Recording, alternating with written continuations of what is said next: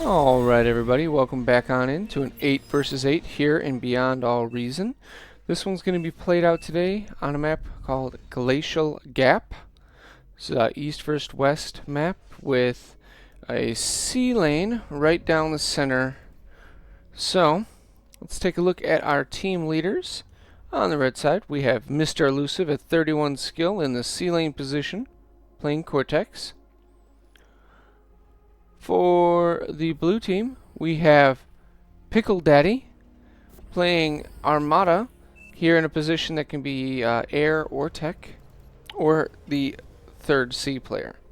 So him and Zacho can pick which one they're going to be. This map, we're going to see even sides. So this one doesn't have like a 2v3 on top and a 3v2 on bottom for east-west. It's very mirrored. There's a lot of mexes in the middle of the map to fight over, though. Not many by your starting positions, so you have to get out there and contend in the center over all of them. We'll see who's the quickest at getting out and setting up. Looks like we got vehicles, bots, vehicles. Alright, so there's going to be 3 bots and 1 vehicle here from the red side on the north. And on the blue side, we've got 3 vehicles and 1 bots. So, the exact opposite. So, statistically, you would be a little quicker to get out there with the bots. And a little bit more staying power with the vehicles. We got a lone blitz braving the tundra here. Getting out into the unseen. Followed by a Lazarus. Gonna go eat up all the rocks that are in the center. Which there is about 1,000 metal worth. We'll see. That's gonna be redundant. In the sea lane here is where we're going to have the biggest point of contention, and because it cuts all the way across the map, if you have the sea and you get missile boats or flagships, you are able to shell almost everything on the map. We got some light gunboats here going against this skater patrol boat. Good micro. Keeps that gunboat alive. A little sonar / radar boat's gonna go down. Does get 2 light gunboats get past here from Pirate Man.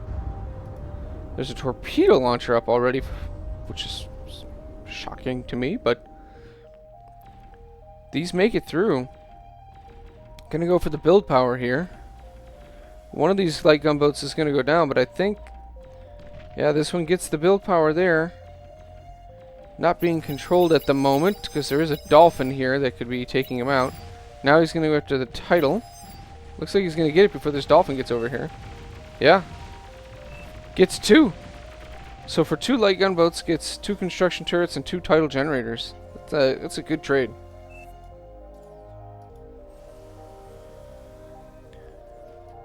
Red is already out here. So is pink. Getting these center mexes in the sea. We've got our lines getting drawn here on the top, with a little bit of weirdness going on between the lavender player and the orange one. They're fighting each other from the north and the south, but they're spawned east and west of each other, so if this continues, the rally points and the reinforcements are gonna start catching each other.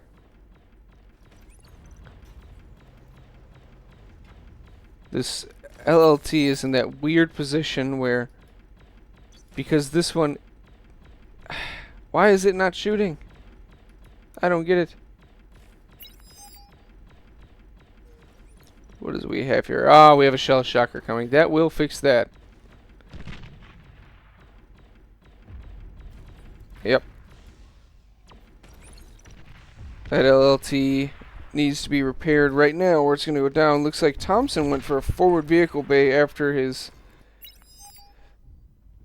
bots back here. Which, he got his own artillery out. He's got a Wolverine here. Looks like the LLT might survive. Yeah. But the commander's going to have to keep repairing it. And now there's another shell shocker up front. I think it takes 3 of them to get through the repair.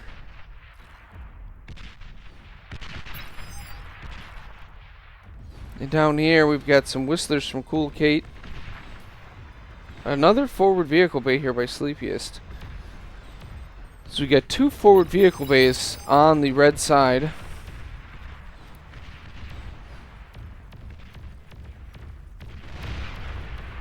Good D-gun here, takes out some incisors. Matko Gecko, keeping that leak from getting past.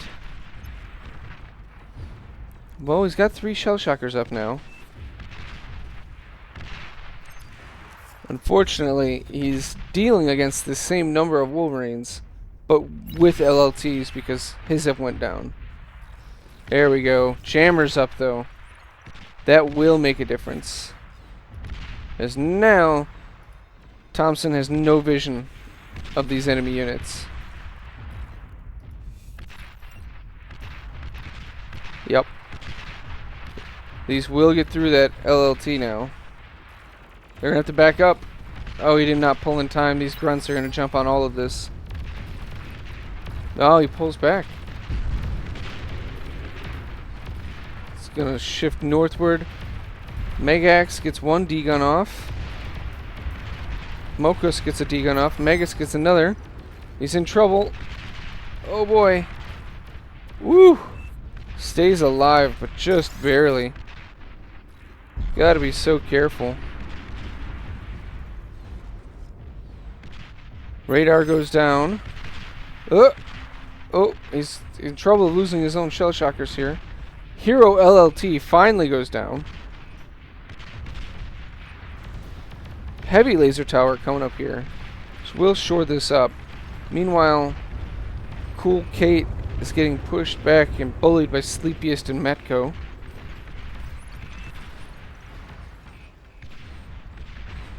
The Whistler ball just hasn't gotten to the numbers it needs to, and these Janus are going to come forward and fire another volley off.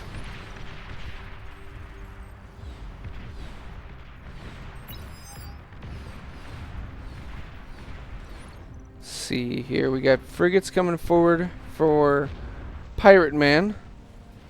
A couple destroyers here for Mountaineer, but there's a destroyer here for Pirate Man as well, plus the frigates. Looks like looked like he was going to try and slip by with all those, but just went for a little shore bombardment.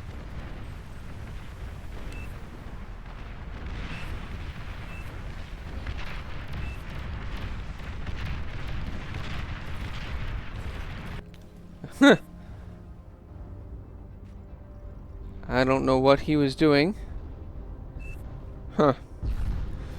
Brown not helping the front at all. Built C. I mean,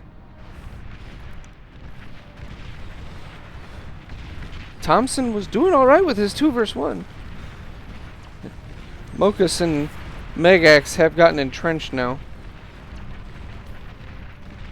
Cool Kate getting pushed all the way back here. Medium tanks getting the jump on these Whistlers. Doesn't get much in the way of economic damage though, so really it just ends up being a bunch of reclaim for Cool Kate in the end.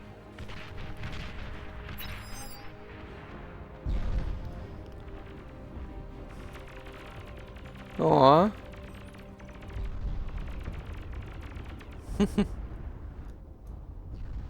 Looks like we went for some little forward outpost here. These T1 artillery isn't the greatest, but when it's up on a cliffside like this, it does help a lot with securing a position. The two greens are not doing good against their yellow and fuchsia counterparts.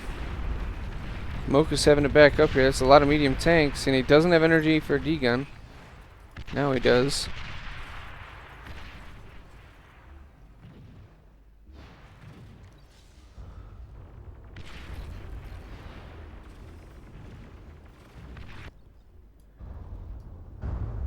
Looks like Otsis, the brown player who went C and is now going back to land, is just going to go straight into tier 2, which might work out for them. I don't know if there's a T2 transition here on the blue side. None back that way. We have 2 forward T1 labs. It's just going for a brute force. Pirate Man already claims C is lost. His lab is still up.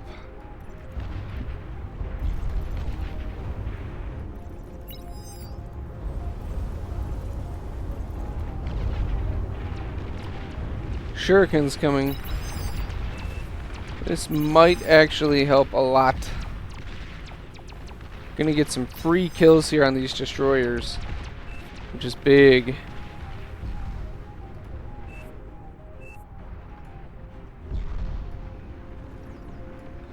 Wow. Everybody always gets so upset. It's a game. Comm goes down up here. Takes out a lot of T1 with it.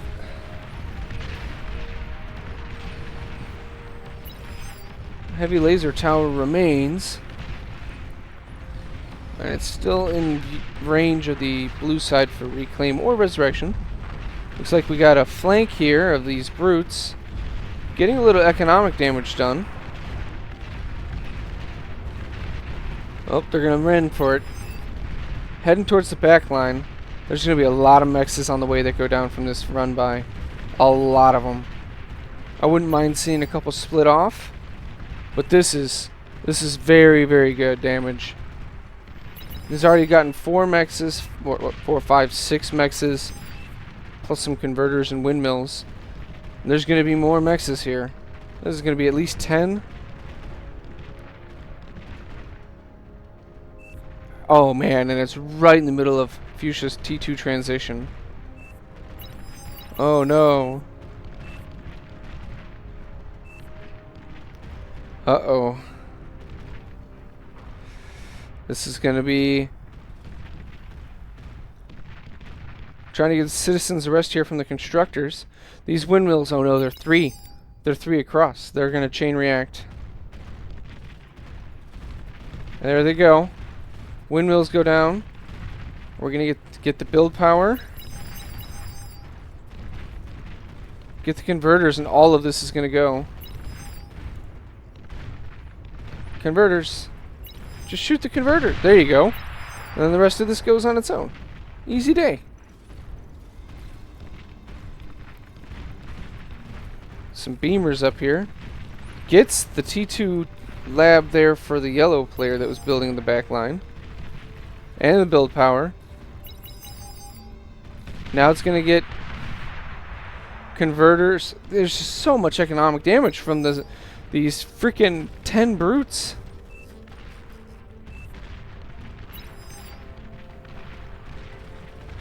Oh my. By the time they're cleaned up, it's just unbelievable damage. About 13 mexes, all of Fuchsia's economy. Wow.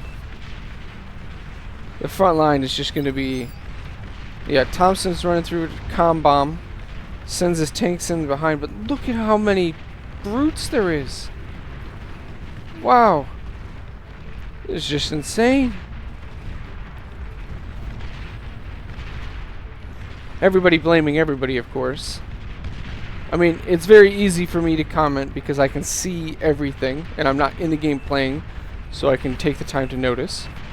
Because I know when I play, I make more mistakes than I do right decisions, which is why I commentate instead of play most of the time.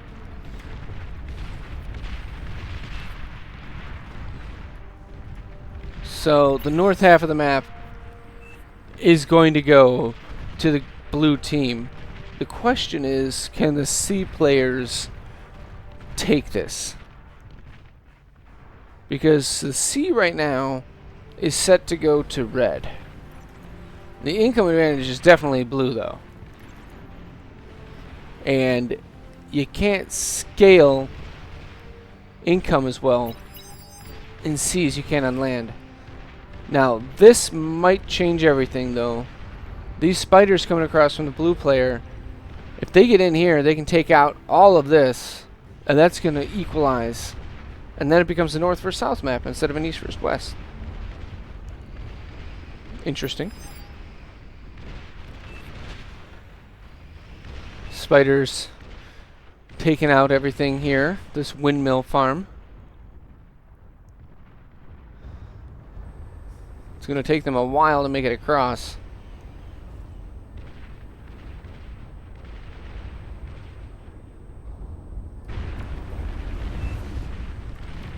Oh man. Red trying with just some grunt spam here. Commander standing by to D-gun.